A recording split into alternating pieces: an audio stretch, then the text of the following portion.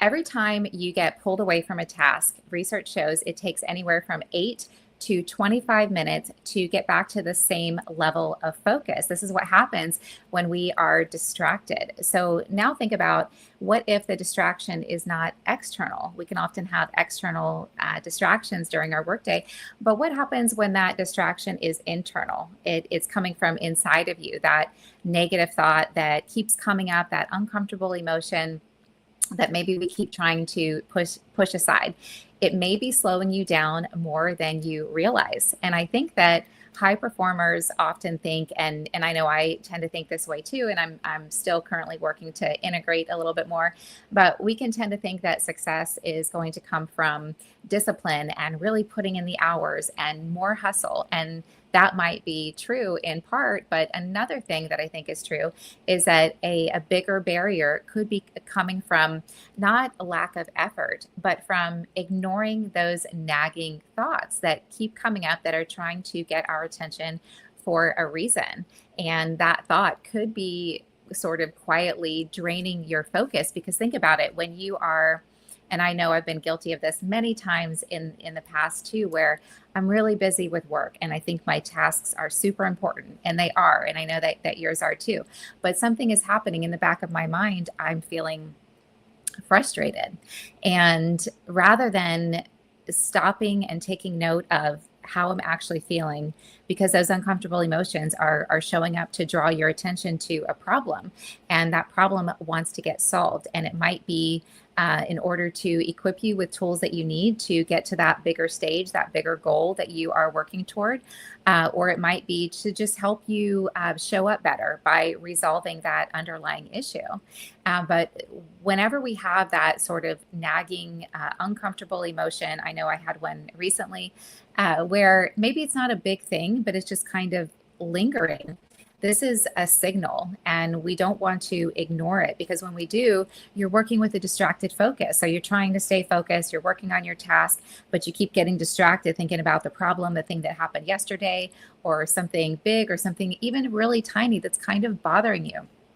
This is showing up to try to get your attention. And the sooner that you focus on it and give it some attention, the faster you're going to solve that problem. And then that's going to help you progress. And research also shows that when you are, well, I'm going to link a couple of articles in the description if you want to check them out. But the first one, I really love this short, impactful article by UC Berkeley. This is where I researched the 8 to 25 minutes. And I've read that in many other articles as well, too, like 7 to 20 minutes, 8 to 25. But it talks about the article is called The Impact of Interruption. So think about, the impact of interruptions. If you get interrupted, like how many times during our day do we find ourselves working with a distracted focus? So if you're working on a task, you've got some speed, you've got some momentum, but then you get pulled away from it, or you're working with this internal distracted focus due to underlying issues, this could potentially slow you down a lot. I mean, you could be losing hours out of your workday, because depending on the complexity of the task, if it's taking you, 10 to 15 to 20 or even 25 minutes to regain that momentum, you're kind of stopping yourself and starting, and stopping yourself and starting. So we're going to talk about a little bit more about what the research shows, but then some actionable takeaways. What can you do? Bringing some awareness to this challenge here that could potentially be showing up. So I think that opportunities show up when we are ready. So whether you have a bigger goal that you're working toward, I like to call it that bigger stage. So maybe I'm doing one of my goals on a smaller scale, and I want to get to that bigger stage. Well, there are likely some lessons, or a better way to put that would be experiences that I need to go through to equip myself with the tools so that I'm ready for that opportunity to show up. So maybe you're working toward a bigger goal. Maybe you are working toward a leadership opportunity, or maybe you're already in a leadership role and you want to have greater impact and influence with your team. Or maybe you're just looking for, not all of us want to lead teams. Maybe you're aiming for that promotion, and maybe you've got the skills, you've got the knowledge, you've got the abilities, but it keeps not happening. Something is holding you back, and you want to dig deeper to figure out what that root cause issue is. And it could be, or you'll be able to get there faster by paying attention to your emotions, because the opportunity is going to show up not when we want it, when we're ready. And that's by design, so that, because if the opportunity shows up before we're ready and we don't deliver, then it's going to delay the process for the next time that we get the opportunity. So these uncomfortable emotions are pointing us toward an issue that needs solving. And once we do solve the challenge, we're going to be better equipped to impact and to influence. And research shows that when we're talking about leadership skills, so problem solving, the ability to focus and to make decisions, can be impacted when we're dealing with or not dealing with those nagging emotions. One article in particular was talking about work-related rumination. So when we're focused on our work, but in the back of our mind, we've got this nagging worry about something else at work. This impedes our executive function. So cognition, ability to focus, ability to solve problems, ability to make decisions. But you can take and apply that outside of work-related issues too. If you're trying to get your work done, but you've got, something happened yesterday, or this uncomfortable emotion that just keeps surfacing and you're trying to ignore it. Well, anytime that's happening, you're working with a distracted focus. And I'm sure if you think about it, you can think back to some experiences. So definitely something to think about. And also, this is really important too, I think. I talk a lot about intuition. And of course, I talk a lot about paying attention to our emotions. But think about it. If you are trying to ignore an uncomfortable emotion that's trying to get your attention, well, you are ignoring yourself. And so you're ignoring your instincts. And the less we pay attention to our instincts, the further and further away we get from trusting our intuition, which is always the guiding direction.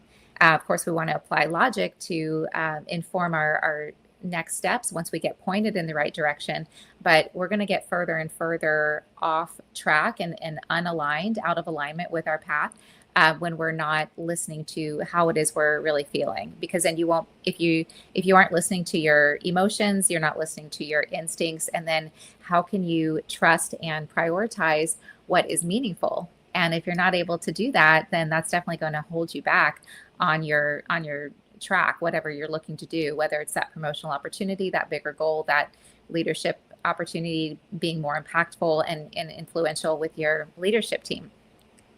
And an added benefit, and I think this is huge, especially for leaders, but even if you are not leading a team and you're the leader of your own life, we want to create connections with people. People want to feel understood, and we can only understand ourselves as deeply, or we can only understand others as deeply as we understand ourselves. So you've probably heard that before. I think it was Descartes maybe that said it first, but then many other folks have said something similar since. But it makes a lot of sense, because think about it. If you don't even realize, or if you're not aware of how you are showing up, and how you are showing up is holding you back, how are you going to create change there? Or maybe you are aware that how you're showing up is not ideal, not optimal, not getting you the results that you want as a leader, on your team, as you're working toward your goals with your prospective clients and customers.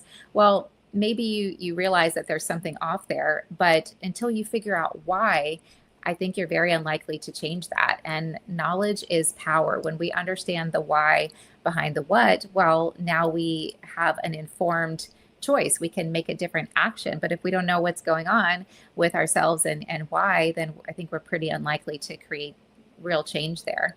And how do you figure out what's going on exactly and why, and how you're showing up, and how you're actually feeling, and why you're feeling the way that you are, and what that is resulting in for you? Well, you pay attention to how you're feeling, and then you employ curiosity.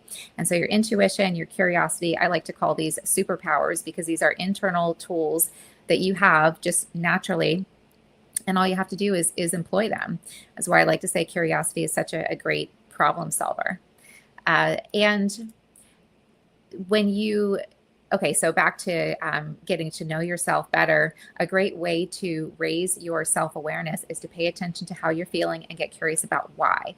Pay attention to the reactions and responses that you're getting or not getting, and get curious about why.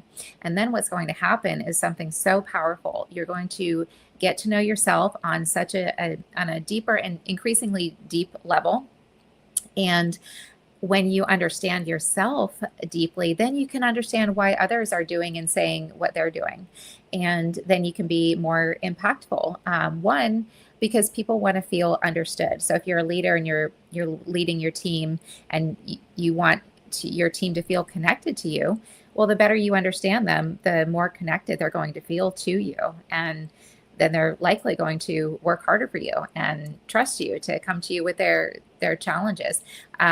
So I don't lead, I'm not leading a team, but because I understand myself on such a deep level, because I've been employing these tools of curiosity and intuition and digging to get to the root cause of my own personal challenges over the years and professional,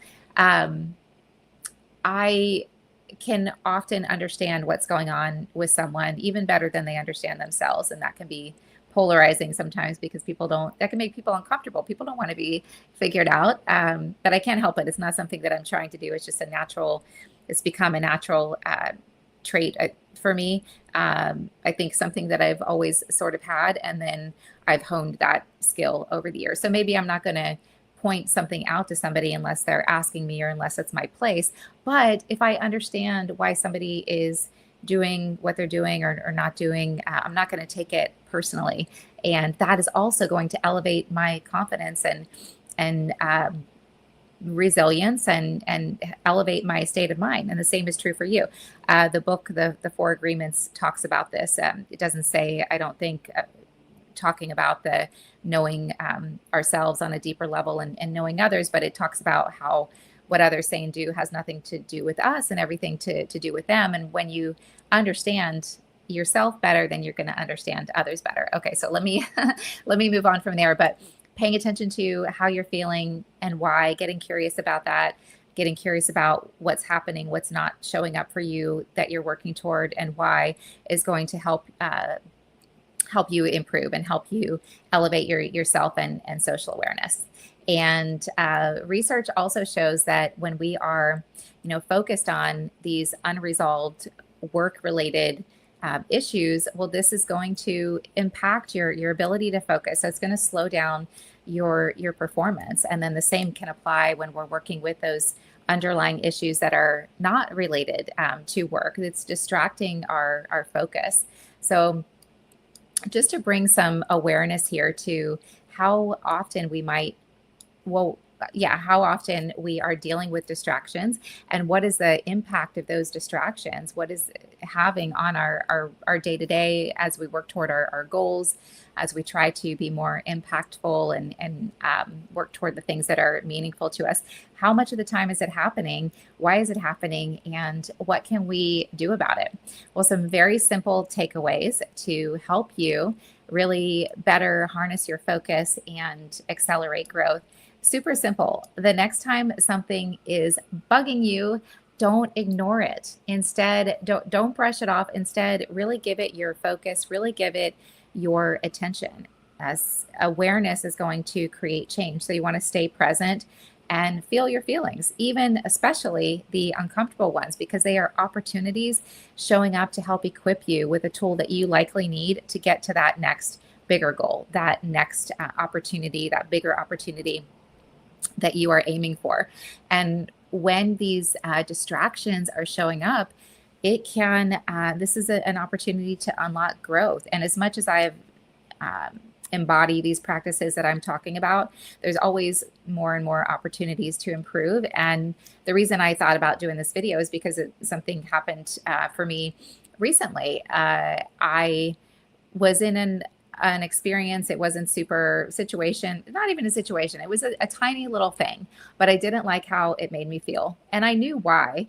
I thought I knew fully why, but there was more to uncover there because I kept ruminating on it after the experience. Okay, it was fine. It was less than optimal. I kind of thought that that's what it was going to be like, but okay, it's past now. So why am I still thinking about it? Because I kept Well, it was this nagging, uncomfortable emotion that I kept taking with me since the experience, days following, and it was bothering me. And at first, I thought, well, what am I regressing here? I've done so much work. Why is this still, bothering me? But when we feel an uncomfortable, unpleasant emotion, that doesn't mean that that's not weakness. It's just information, and we want to harness that information. We want to take it. We want to use it. We want to let it do what it's showing up to do, which is inform us to overcome something, to elevate our confidence, to reprioritize, to trust in our already established meaningful priorities.